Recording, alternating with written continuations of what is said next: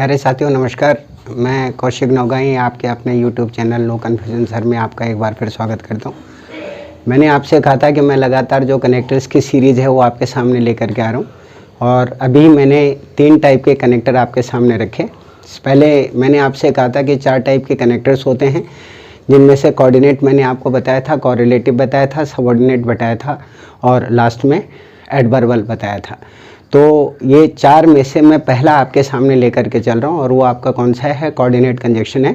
और coordinate conjunction के मैंने कहा था आपके 5 हिस्से हैं, जिनमें से 4 को हम कार्य क्षेत्र में डालते हैं और जो 5वां हिस्सा है आपका, आमतौर पर वो एक सिर्फ संकेत होता है, एक सेंस होता है, उसके बारे में भी हम डिस्कस करेंगे। तो मैंने आपको अभी तक जो बताया वो कम्युलेटिव के बारे में बताया, अल्टरनेटिव के बारे में बताया और कम्युलेटिव और अल्टरनेटिव के बाद बताने के बाद मैंने आपको जो ये 4th वाला जो पार्ट है हमारा, ये मैं लेकर के चल रहा हूँ आपका इलस्ट्रेटिव का।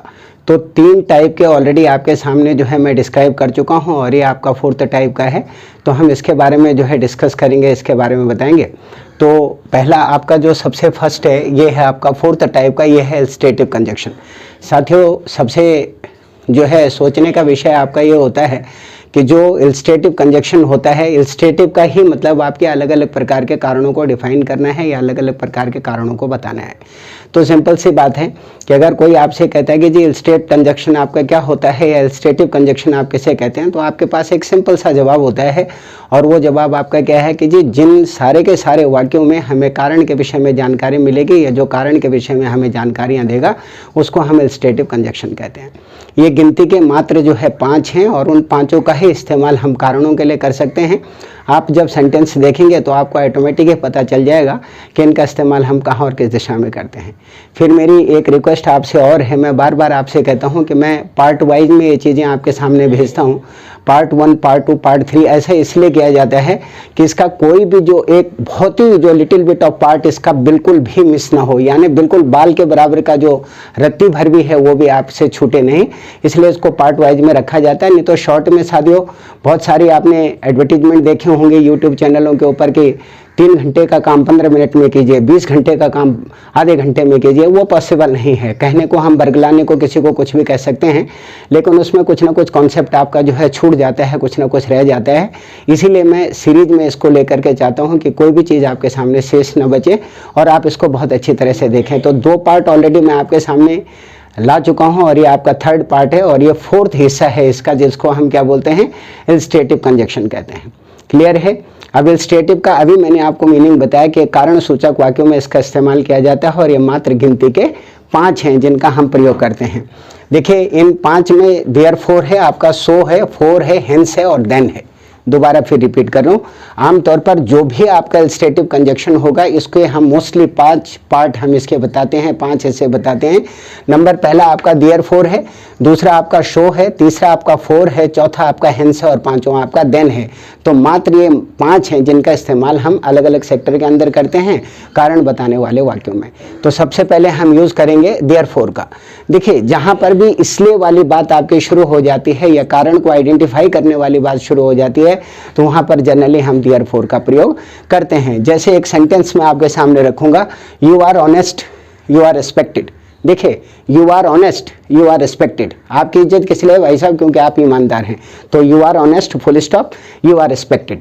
तो अगर हमने इसको देयरफॉर से कनेक्ट करना होगा तो बिल्कुल सिंपल है, you are honest therefore you are respected. आप ईमानदार हैं भाई, इसीलिए आपकी इज्जत की जाती है। तो इसीलिए वाले जितने भी आपके सेंटेंस होंगे कारण को आइडेंटिफाई करने वाले होंगे, उसके अंदर हम देयरफॉर का प्रयोग करेंगे।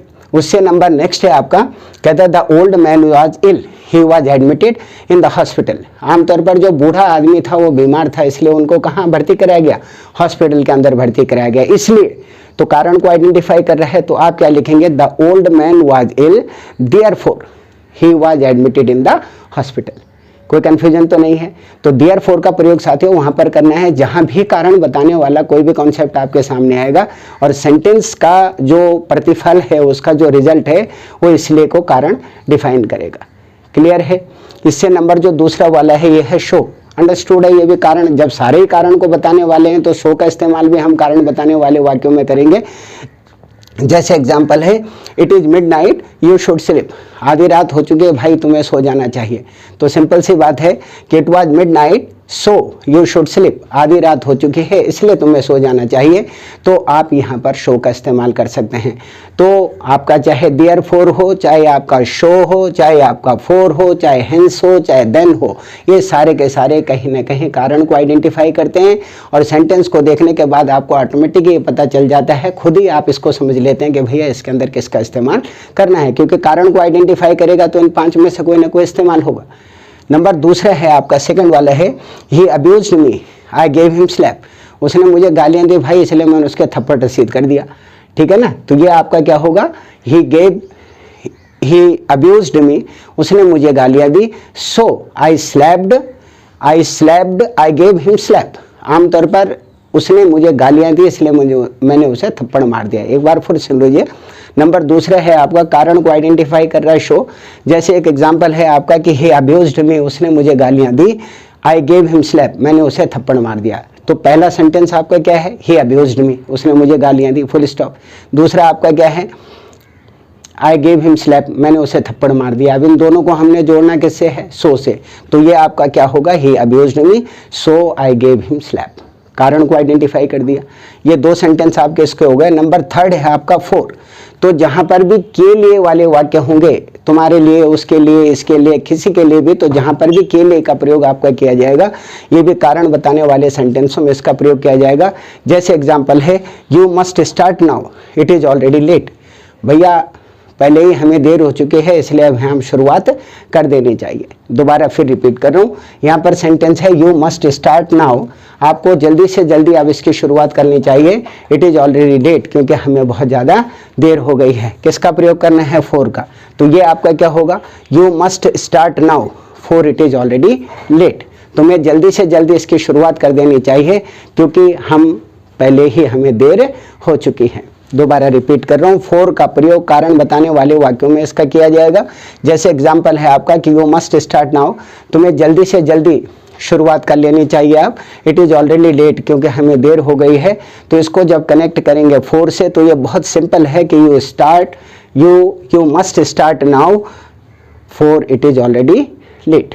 और इसका नंबर सेकंड वाला है, the days were hot and long, the days were hot and long it was mid June, आमतौर पर मध्य जून का महीना चल रहा है और दिन बहुत ज़्यादा लंबे और बहुत ज़्यादा गर्म होते हैं।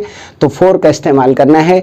तो बहुत सिंपल है, days was hot and long for it was mid June, days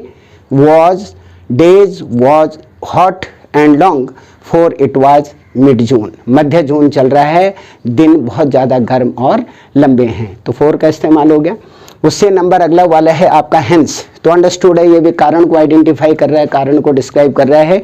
इसमें है इट इज़ गेटिंग लेट, हमें जो है देर हो रही है। We must hire a taxi, हमें टैक्सी को कर लेना चाहिए। तो बिल्कुल सिंपल आपका सेंटेंस होगा, it is getting late hence we must hire a taxi, हमें देर हो रही है इसलिए हमें टैक्सी को हायर कर लेना चाहिए।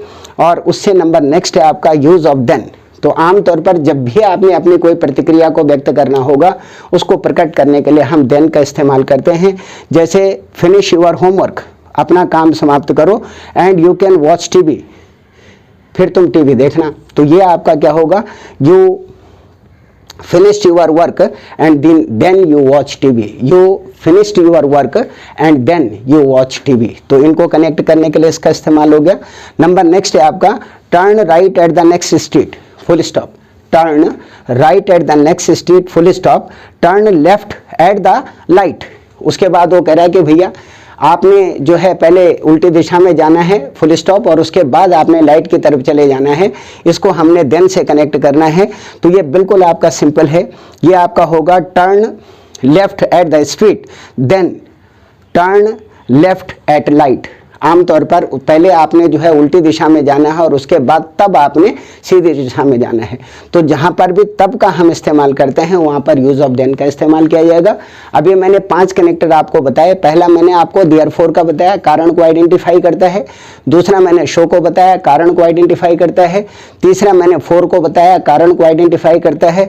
चौथा मैंने हेंस बताया, कारण को आइडेंटिफाई करता है। और पांचवा मैंने देन बताया, जो तब और कारण को आइडेंटिफाई करता है। इसके बाद ये पांचों के पांचों आपके कंप्लीट होते हैं। तो ये कौन सा था? इलस्ट्रेटिव। और इसका जो नंबर नेक्स्ट है ये है आपका कम्युनिटिव कंजक्शन। अब आप ये कहेंगे जी ये आपका जो कंटिन्यूएटिव जो कंजक्शन है ये आपका क्या है? कंटिन्यूएटिव कंजक्शन। देखिए आमतौर पर जो आपके सामने एक विचार या एक तरीके को हमारे सामने डिस्क्राइब करता है, कोई तथ्य आपके सामने रखता है या कोई विचार आपके सामने रखता है, तो उसको हम कंटिन्यूएटिव कंजक्शन के नाम से जानते हैं। और इसका इस्तेमाल प्रतीक चिन्ह के रूप में होता है, यानी निशान के रूप में। जैसे एग्जाम्पल है कि रेड लाइट हो रही है तो इसका मतलब क्या होता है? रुकना है भाई। अगर ग्रीन हो रही है तो इसका मतलब क्या है? चलना है। अगर सड़क पे व्हाइट पट्टियां बनी हुई हैं तो इसका मतलब क्या है? जेब्रा क्रॉसिंग है। तो सेम कंडीशन आपके इसके अंदर है। कहने का मतलब आपका यह है कि कंटिन्यूएटिव आपको एक विचार एक तरीके को हमारे सामने प्रकट करता है और इसको आप कैसे और कहाँ इस्तेमाल करते हैं। जैसे हु का इस्तेमाल आप एंड ही के लिए कर सकते हैं। हु का इस्तेमाल who is equal to and he, यानी जहां पर भी आपने हु का इस्तेमाल करना होगा वहां पर आप एंड ही का इस्तेमाल कर सकते हैं। एक नंबर। दूसरा है आपका विच। इसका इस्तेमाल एंड इट के लिए कर सकते हैं। विच का इस्तेमाल किसके लिए है? एंड इट के लिए इसका इस्तेमाल कर सकते हैं। उससे नेक्स्ट आपका व्हेन है, इसका इस्तेमाल एंड देन के लिए किया जा सकता है। और उससे नेक्स्ट आपका वेयर है, इसका इस्तेमाल एंड देयर के लिए किया जा सकता है। जहाँ पर आपका क्या है? वेयर है, इसका इस्तेमाल एंड देयर के लिए आप कर सकते हैं। तो ये 4 हैं जो प्रतीक, निशान और सेंस के रूप में जो है हमारे सामने प्रकट किए जाते हैं किसी विचार या किसी तरीके के लिए। जैसे मैं एक बहुत छोटा सा एग्जांपल आपके सामने देता हूँ। ये है आपका she insulted her father in law. उसने अपने ससुर की बड़ी बेइज्जती की उस लेडी ने। It was a shameful act. वास्तव में ये बहुत ही शर्मिंदगी का काम था, यानी उसने अपने ससुर की बेइज्जती की, फुल स्टॉप। ये बड़ी ही शर्मिंदगी का काम था। अब हमने इसको कनेक्ट करना है किसके साथ में? हमने इसे कनेक्ट करना है आपका विच के साथ में। तो ये आपका क्या होगा? ये बिल्कुल सिंपल होगा कि she insulted her father in law which, और इसकी जगह आप यूज कर सकते हैं एंड इट। इसकी जगह यूज कर सकते हैं and it. It was a shameful act. उसने अपने ससुर की बेइज्जती की और ये बहुत ही शर्मिंदगी का एक प्रकार का काम था। तो हमने विच का इस्तेमाल किया है और इसकी जगह हम एंड इट का भी प्रयोग कर सकते थे। क्लियर है? क्योंकि ये प्रतीक के रूप में है, ये सिंबल के रूप में है। और उससे अगला है आपका, उससे नंबर नेक्स्ट है they will go to Ambala. और इसमें अगला है आपका they will attend a marriage party. तो हमने इसमें यूज करना है वेयर का। तो ये आपका होगा they will go to Ambala where, और वेयर की जगह आप यूज कर सकते हैं and there they will attend a marriage. Clear है? तो ये जो आपका मैंने 5वां आपका कंटिन्यूएटिव के बारे में आपको जानकारी दी। एक्चुअली ये इतना एसेंशियल नहीं होता, लेकिन जो पहले 4 मैंने आपको बताए हैं उनमें आपने खूब जी भर करके मेहनत करनी है, उसके बारे में काम करना है।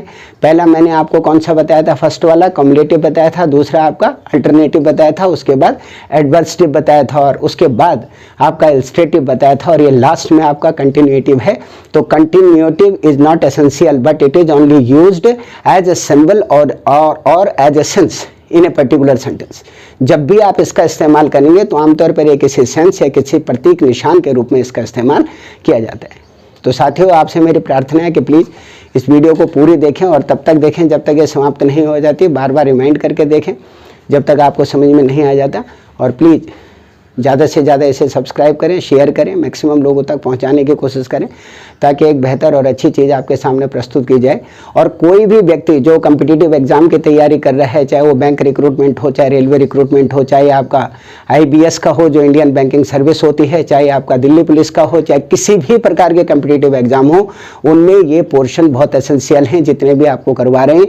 उसमें चाहे आपका आर्टिकल हो, चाहे डिटर्मिनर्स हो, चाहे आपके कनेक्टर्स हो, चाहे आपके प्रीपोजिशन हो, चाहे आपके टेंसेज लैंग्वेज का इस्तेमाल हो, all kind of the things, यानी जितने भी ग्रामर के छोटे छोटे टॉपिक आपके सामने लेकर के चल रहे हैं वो आपके लिए बहुत ज़्यादा एसेंशियल हैं। तो प्लीज़ इसको सीखते रहिए, जानते रहिए, लगातार पढ़ते रहिए, स्वस्थ रहिए, अपने और अपने परिवार का ध्यान रखिए, अपना ध्यान रखिए, जीवन में आगे बढ़िए और इसको मैक्सिमम शेयर कीजिए। नमस्कार।